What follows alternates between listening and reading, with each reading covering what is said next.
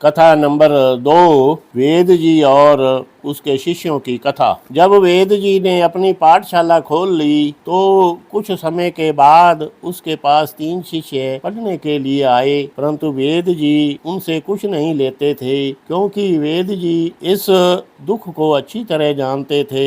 एक दिन की बात है कि जन्मेजा और पोषक इन दोनों राजाओं ने वेद जी के पास पढ़ने के लिए अपने बच्चे भेजे। इस तरह वे पढ़कर अपने घर चले जाते थे।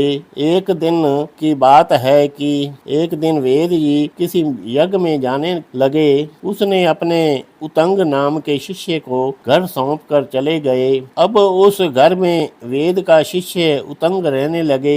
एक दिन वेद से कुछ स्त्रियों ने कहा कि उतंग, वेद की स्त्री ऋतु मास में हुई है, यानी जो स्त्री महीने में स्नान करती है, इसलिए तुम ऐसा काम करो कि उसको ऋतु मास न आए। उन स्त्रियों की बात सुनकर उतंग ने कहा कि मुझे गुरुजी का यह हुक्म नहीं है, तुम्हारे कहने पर मैं कोई खोटा काम नहीं करूँगा। कुछ दिन पाकर जब वेद जी अपने घर आए तो उतंग ने अपनी आप बीती अपने गुरुजी को सुनाई, तो गुरुजी उसकी बात सुनकर बहुत प्रसन्न हुए और उसे आशीर्वाद देकर उन्हें अपने घर जाने के लिए कह दिया। उस समय उतंग ने गुरु दक्षिणा देने के लिए विनती की। उतंग की बात सुनकर वेद जी कहने लगे कि मेरी स्त्री से पूछ ले वह क्या कहती है। जब उतंग ने वेद जी की स्त्री से जाकर पूछा तो उसने कहा कि पोषक राजे की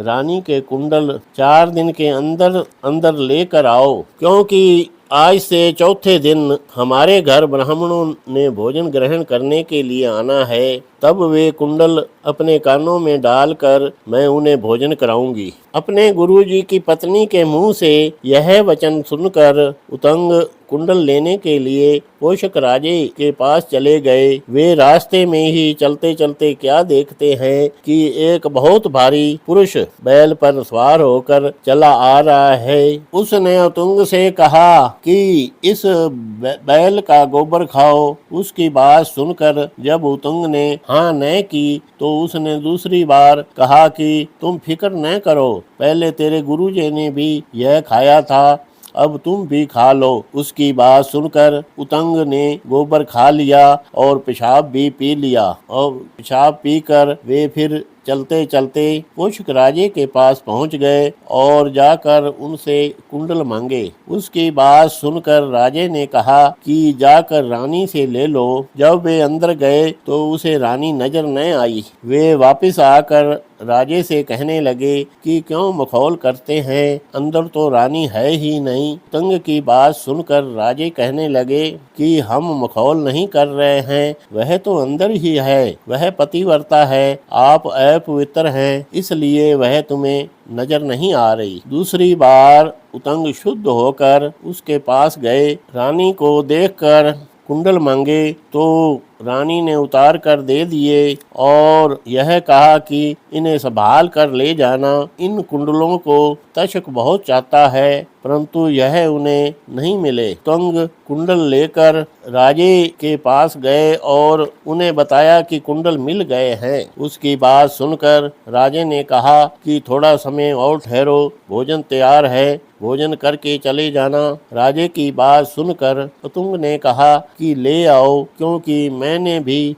जल्दी ही जाना है। इतने में राजे पोषक ने भोजन मंगवा लिया। वह भोजन ठंडा था और उसमें एक बाल था। यह देखकर उतंग ने कहा कि हे राजन, तुमने मुझे अशुद्ध भोजन दिया है, इसलिए मैं तुम्हें श्राप देता हूँ कि तुम अंधे हो जाओ। यह बात सुनकर राजे ने कहा कि तुम शुद्ध भोजन को अशुद्ध कह रहे हैं, इसलिए तुम ओतरा यानी बेऔलादा ही रहेगा। राजे की बात सुनकर उतंग ने कहा कि भोजन देख लो, अशुद्ध है। भोजन देखकर राजा कहने लगे मुझे माफ कर दो, जिस कारण मैं अंधा न हूँ। राजे की बात सुनकर उतंग कहने लगे तुम अंधे अवश्य होगे, परंतु जल्दी ही ठीक हो जाओगे। अब आप ऐसा काम करें कि तुम्हारा शाप मुझे न लगे। उतंग की बात सुनकर राजे ने कहा कि यह तो तुम जानते हैं कि ब्राह्मण के हृदय और वचन कठोर होते हैं, परंतु क्षत्रियों के वचन कोमल होते हैं, इसलिए मेरा शाप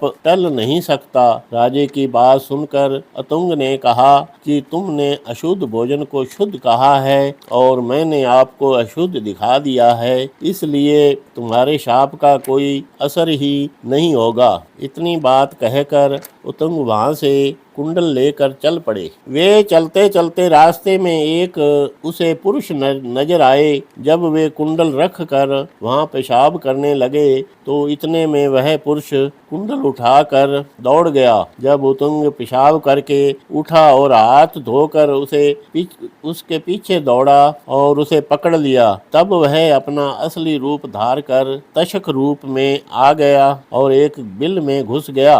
उतंग लाठी लेकर उस बिल को खोदने लगा, परंतु वह खोदा ना जा सका। तब तक वह अपने घर नागपुरी में चला गया। तब राजे इंद्र ने अपने वज्र को उसकी मदद के लिए भेजा।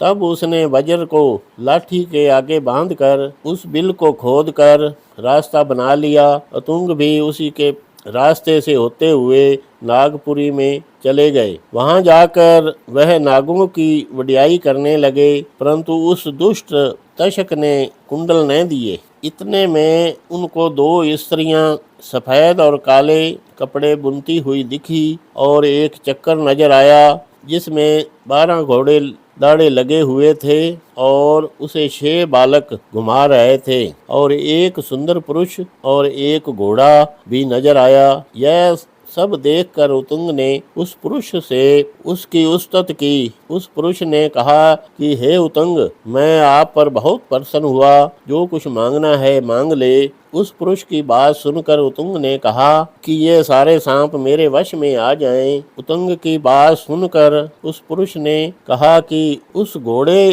के लीद वाली जगह पर जाकर फूंक मारो। उतंग ने वैसा ही किया। जब उसने वहां जाकर फूंक मारी तो घोड़े के सभी छिद्रों से धुआं निकलने लगा और अग्नि निकलने लगी, जिससे डर कर तशक ने वह कुंडल दे दिए। कुंडल लेकर उतंग सोचने लगे कि मैं तो बहुत ही दूर आ गया हूँ, गुरुजी के पास आज ही पहुंचना है। वे उस पुरुष से पूछने लगे कि अब क्या किया जाए। उतंग की बात सुनकर उस पुरुष ने कहा कि भाई सोच मत करो, इस घोड़े पर बैठो और पल में ही वहां पहुंच जाओ। तब उतंग उस घोड़े पर बैठकर पल में ही अपने गुरुजी के पास पहुंच गए और अपने गुरुजी की स्त्री को वह कुंडल दे दिए। तब गुरुजी की स्त्री, जो शाप देने वाली ही थी, कि वह यह देखकर बहुत प्रसन्न हो गई और आशीषें देने लगी। उसके बाद उतंग अपने गुरुजी के पास आए और सारा हाल कहकर सुना दिया और रास्ते में जो कुछ भी उसके साथ घटी वह सारा ही हाल कहकर बता दिया। उतंग की बात सुनकर गुरुजी ने कहा कि वे दोनों स्त्रियां दाता और विधाता थी। जो सफेद घोड़े और काले सूत थे वो दिन रात थे। चक्कर वर्ष है, 12 दाढ़े यानी कि 12 महीने हैं, 6 बालक यानी कि 6 ऋतुएं हैं। पुरुष इंद्र था जो तेरी सहायता कर रहा था। घोड़ा अग्नि देवता था। बैल शरावत नामक हाथी था और उस पर सवार इंद्र था। जो तुमने गोबर खाया वह अमृत था, जिस कारण तुम नागलोक में जाकर नहीं मरे। मेरे मित्र ने तुम पर कृपा की, जिस कारण तुम राजी खुशी कुंडल लेकर आ गए। अब तुम अपने घर जाओ। इति महाभारत।